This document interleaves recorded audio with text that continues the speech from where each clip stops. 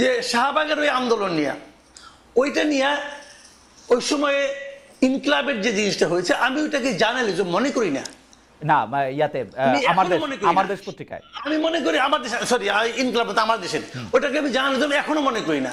আমি মনে করি অ্যাক্টিভিজম এবং জার্নালিজম দুটো ডিফারেন্ট জিনিস, টোটালি পার্থক্য, মানে আলাদা জিনিস একটা। উনি যেটা করেছেন মাহমুদুর রহমান সাহেব, উনি আসলে সাংবাদিক না তো ভাই, এটা বলে লাভ নাই।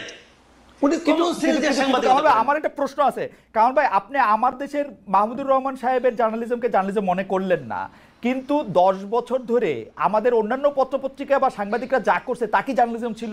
তারে কি আপনি এত কঠিন ভাবে আক্রমণ করছেন, নাম ধরে বলছেন? আমি একটা কথা বলি আপনাকে, কয়েকদিন আগে জনকণ্ঠ দখল হয়ে গেল, কয়েকদিন আগের কথা, দখল হয়ে গেল, আবার চলে আসলো, ওরা আবার আপোষ করে ফেলাইলো। জনকণ্ঠ যখন দখল হলো, আমি দখল হওয়াটাকে কিন্তু আমি সমালোচনা করেছি।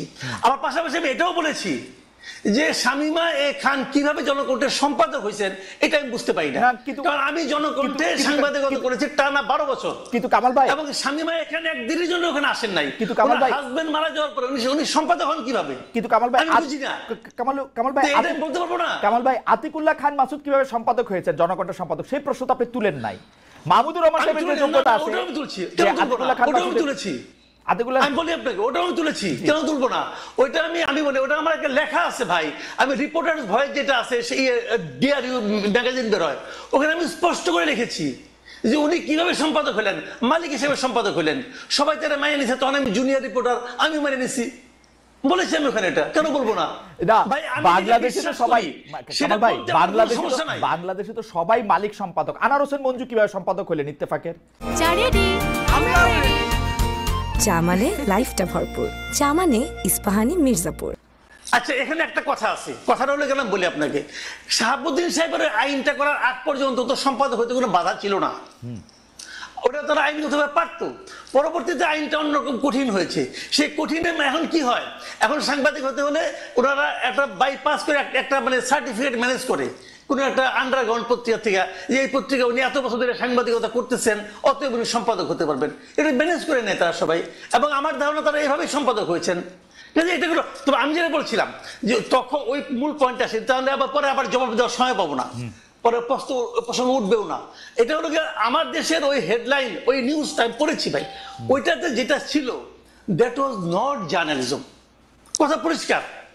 ওই উনি যে প্রেডিক্ট করেছেন, উনি যেভাবে লিখেছেন, ওইটা ছিল অ্যাক্টিভিজম, এবং ওই activism maybe right, maybe not right, সেটা অন্য হিসাব, ওই আলোচনা আমি যাচ্ছি না, কিন্তু ওটা জার্নালিজম না। আমি সেটাই বলেছি যে এটা যদি সাংবাদিকতা হয় তাহলে ভাই আমার অবজারভেশন এটা, আমি কিন্তু আমার ওখান থেকে। কামাল ভাই, সাংবাদিকতা তো পৃথিবীতে বহু রকম, আপনি একরকম সাংবাদিক, আমি আপনি দুজন ক্লাসেই পড়ছি যেটা বহু রকম আছে, আপনি এটা সাংবাদিকতা না এটা কেমনে বলবেন মাসুদ ভাই? না, আমি এখনো যেটা, অনেক সাংবাদিকতার ধরন আছে, অনেক সাংবাদিকতার স্কুল আছে, এক এক স্কুলিং এক এক রকম, কোনো সমস্যা নাই। আমি তো আমার স্কুলিংটা নিয়ে বলবো, আমি যেভাবে শিখেছি, আমি যেভাবে ভেবেছি, আমার ভাবনার সঙ্গে যায় না, অতএব বলছি না। কিন্তু কামাল ভাই, আপনি যদি এই আপনার লিটমাস পেপারে ঘষেন, তাহলে আমেরিকার অর্ধেক টেলিভিশন বাদ পড়ে যাবে, অর্ধেক নিউজ পেপার বাদ পড়ে যাবে, লন্ডনের অর্ধেক নিউজ পেপার বাদ পড়ে যাবে, ভারতে তো টিকবেই অল্প কয়টা। আমি এমনকি আমি ভারতের সবচেয়ে জনপ্রিয় পত্রিকা যেটা বাংলায়, আনন্দবাজার, ওটাকে আমি সাংবাদিকতা মনে করি না, কারণ আমি মনে করার অধিকার, আমার নিজস্ব মতামত আমি কি আমার ফেসবুকে দিতে পারবো না? ওকে, আমি আমার মতামত দিচ্ছি।